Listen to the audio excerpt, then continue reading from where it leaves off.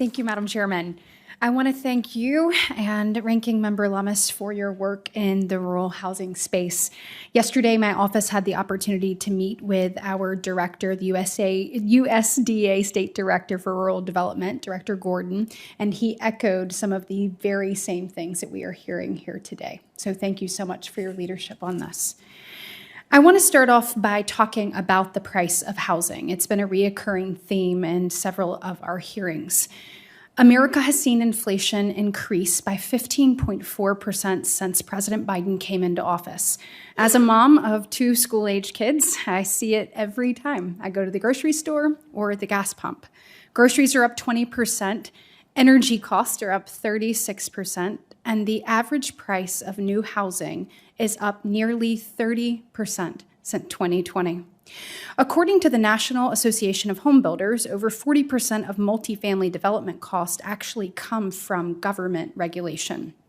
At our full committee hearing last week on building consensus to address housing challenges, we heard that land use regulatory obstacles drive up the cost of housing. Mr. Potterpen, you have experienced managing and developing large amounts of affordable housing in different states. Based on your experience, can you please speak to how reducing burdensome or duplicative regulations would make it easier to increase the supply of multifamily housing in communities and specifically rural communities? Absolutely. Thank you for the question.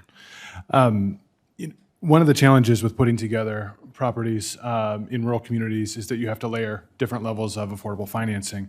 And one of the main advantages of this bill and decoupling is that it simplifies that process. And there's less layers to go through. So it is a key component. And it would, decoupling itself, keeping the rental assistance without going through the burden of 515. 515 is especially a very structured program that requires a lot of compliance and a lot of staff time to comply with. So if we can eliminate the element of the mortgage, but keep the rental assistance and keep those renters in their homes, that would certainly decrease the cost of the housing and compliance.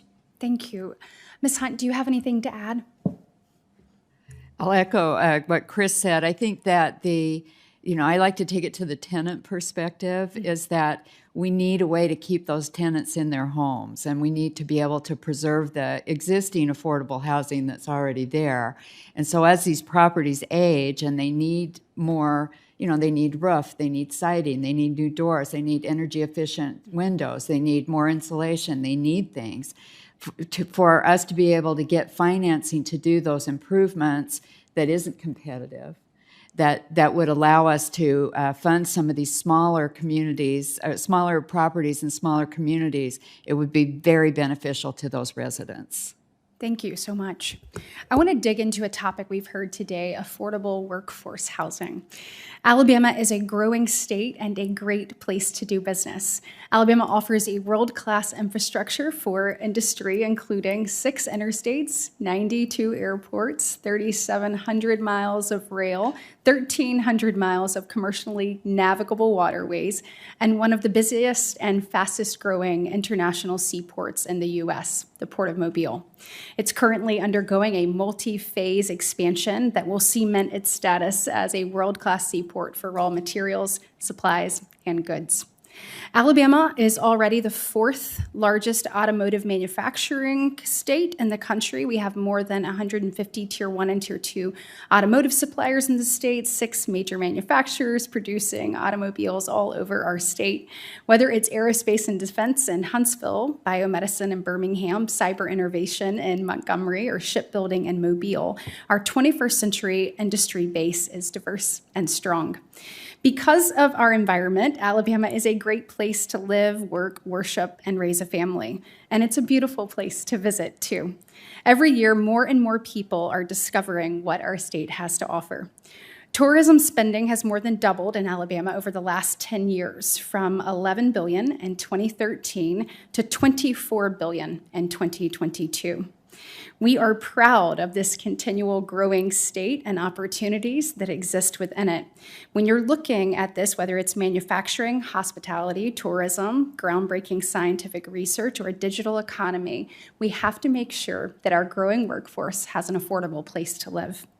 Mr. Potterpen, in your experience, how do we best provide affordable housing, especially in predominantly rural areas seeing significant economic growth? It's about providing options. Options for financing, options for programs that we can work together, and preserving what's already there. As was already stated, many of the apartments that we represent are the only affordable housing or the only housing or renter housing option in that town. And so it's essential to preserve those. And decoupling allows us to better utilize the resources that we do have in partnership with private investment.